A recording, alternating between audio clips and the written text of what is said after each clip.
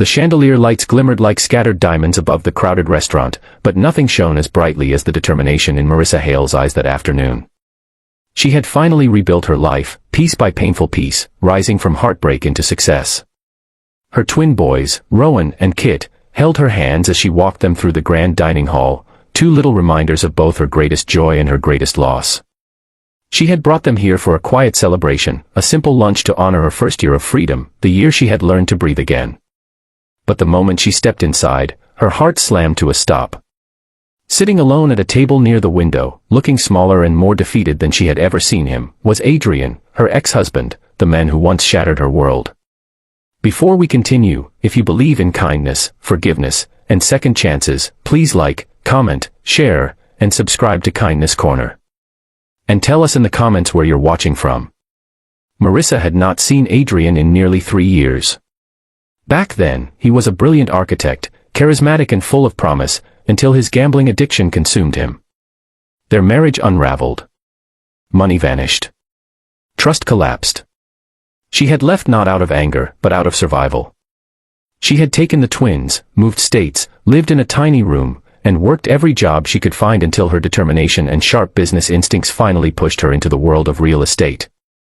She built her empire from scratch. Adrian, meanwhile, had disappeared into the shadows of his own mistakes. And now, by some cruel twist of fate, he was here. Marissa tried to steady her breathing as she guided the boys to their reserved table. But her eyes betrayed her and drifted back toward Adrian. He looked exhausted, wearing an old shirt, his hair untrimmed, his posture slumped. He wasn't eating, just staring at a half-empty glass of water. There was no anger in the sight, just a dull ache she thought she had buried long ago. Rowan tugged at her dress, asking why she suddenly seemed sad, but she forced a smile and told them nothing was wrong. She helped them into their seats, ordered their meals, and tried to focus on the moment she had promised them, a happy lunch. Yet her gaze kept returning to Adrian. Something in him felt different.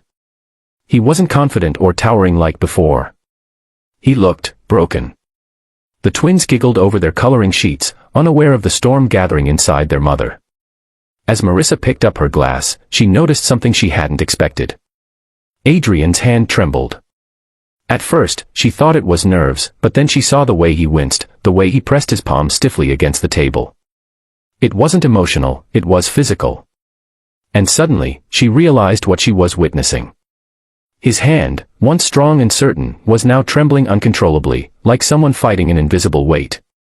Pain surged through her chest. She remembered the man he once was, how he held their newborn twins with such care, how he stayed up late drawing architectural sketches he proudly showed her. And though he had destroyed so much, he was still the father of her children. She couldn't look away anymore. Their food arrived, but Marissa could barely taste anything. Every time Adrian's hand shook, she flinched as if struck. Finally, she whispered to herself that she had rebuilt her life so she could live without fear, not so she could live without compassion. The words settled in her like truth she had been avoiding. She had survived him, yes. But she had never stopped wanting him to survive himself. It was then that Adrian rose from his table, perhaps to leave, or maybe because he couldn't bear sitting there anymore. But as he tried to stand, his unsteady hand slipped on the edge of the table, sending his glass tumbling to the floor. The sharp crack echoed across the restaurant as he stumbled, barely catching himself. People stared, some whispering, others shaking their heads with judgment. Marissa didn't think, she simply moved. She stood up, walked straight to him, and placed her hand gently on his arm. He looked up, startled, shame clouding his eyes.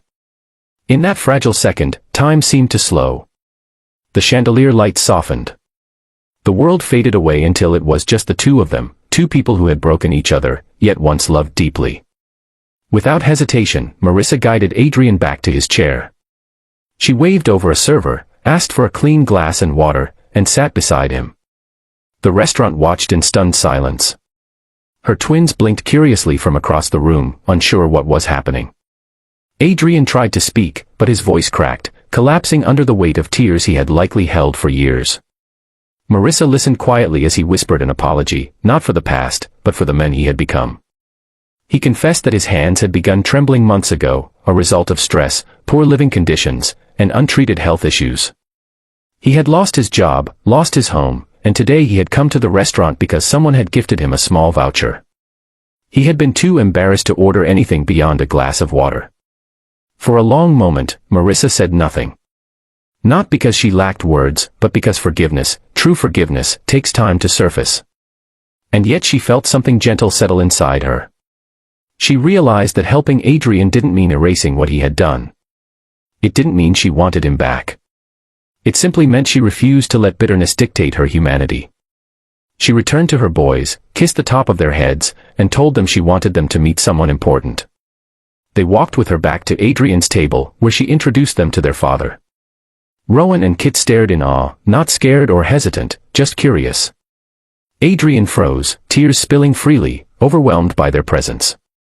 The twins each reached out a small hand, simple gestures of acceptance that felt like mercy. Marissa invited Adrian to join them for lunch. And there, under the glow of afternoon sunlight, they sat, 4 people sharing a meal neither anger nor regret could interrupt. She ordered him warm food, watched him eat slowly, and realized how life had shaped all of them in ways none could have predicted. She didn't promise reconciliation, nor did she make excuses for the past. But she offered him something far more powerful, dignity, hope, and a chance to stand again. As they finished their meal, Marissa felt her heart settle. She understood that kindness didn't weaken her. It proved she had grown stronger than the pain that once broke her. Her boys laughed with Adrian, and for the first time in years, she saw his old gentle smile flicker back to life. If this story touched your heart, please like, comment, share, and subscribe to Kindness Corner. Your support helps us continue sharing stories that celebrate healing, compassion, and second chances. Before we end, tell us in the comments, would you have done what Marissa did? And as the afternoon faded into warm daylight, Marissa realized something profound. Sometimes the most unbelievable act is simply choosing kindness when the world expects bitterness.